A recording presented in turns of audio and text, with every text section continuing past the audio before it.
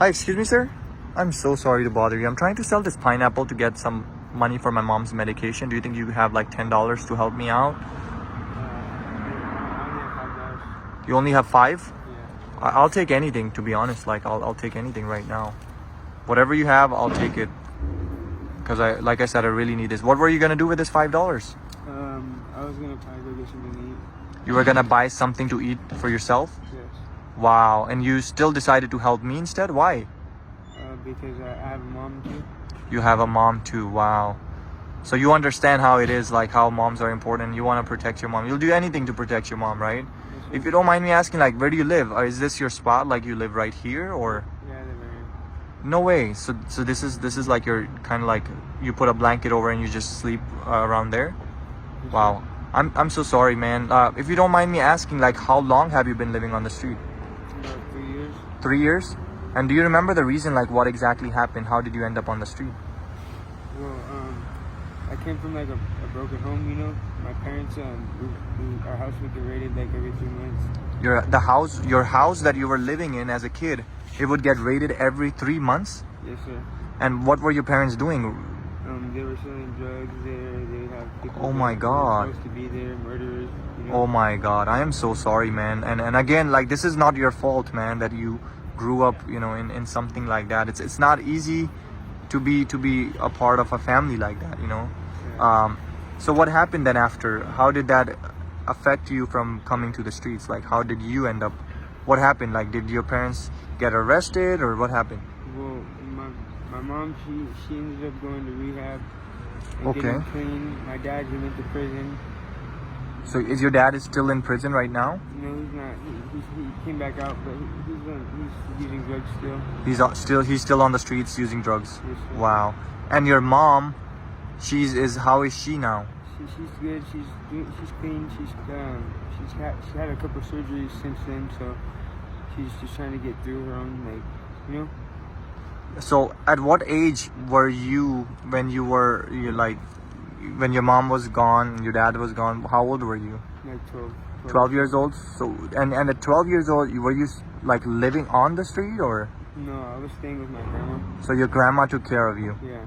Wow. And then when did your mom come back after? Like, did she come back, or? My mom, she came back around like probably like I want to say 15.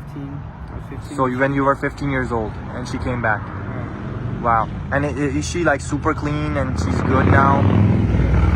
If you don't mind me asking, like, did she spend like a couple years, something like that, in the rehab to get better, or how long did she spend? She spent 3 months in rehab, and then she went to a halfway house. Got it. And she's super clean now. Does she know that you are living on the streets? Yeah, she knows that. And okay, so when she came back, she took you back from the grandma, or did she live with the grandma? She took us back from the grandma, and she had her own place. So she had her own place. She took you guys back. And how old were you? 15, you said, right? Yeah. And then what happened after? What happened after? Like, we were already, by then we were still using drugs. oh, so at the year of 15, you were already into drugs. You were so much into it that was hard for you to even get out of there. And then you still stayed with her until when? With your mom? I still stayed with her until I was 18. And then what happened after? When you turned 18, what happened? What did she do? When I turned 18, I took her car to go get some drugs, and I ended up totaling her car. Oh my God. And so my grandma, her mom, she had enough of it, and she kicked me out. Wow. This is so sad, man. Like, I know I cannot imagine myself like living in your situation, what you had to go through as a kid. I wish and I pray that no kids have to go through this, man. And are you trying to get better? Have you been trying to stay away from those stuff, or no? I've been trying. I got clean off of fentanyl. I got clean off of pills. I mean, I still struggle with dope, but I've been trying to stop doing that too. And how can you stop doing that? Does your mind has to like be ready for it? Like, yo, I'm ready to go to a rehab or something like that. Yeah. Are you struggling with that right now, or? I am struggling with that right now. Okay, one last question I'm gonna ask you, and I usually ask people. Do you believe in any high power? Do you believe in God? And again, nothing against any religion, nothing against anybody. Do you believe in anything? I believe there's a God, yeah. Do you believe there's a God? That's good.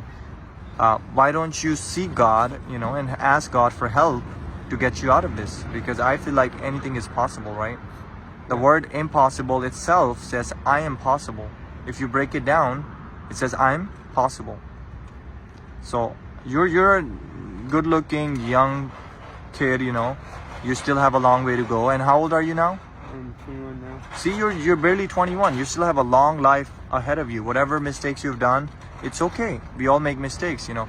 But what we want to think of is about the future. How you gonna do, you know, how you gonna make things better in the future. How am I gonna make things better? Just keep trying, I guess. Keep trying every day. Every day is a new day. You gotta keep trying. All right, man. Let me give you your $5 back. You know, I didn't really needed the money. This was a social experiment. So what I want you to do, I want you to hold on to this and turn it around and see what it says on there for you. So since you decided to help me out, bro, I wanted to go ahead and do this for you, man. Thank you. But All right, brother. God bless you, man, and you have a blessed day. Okay.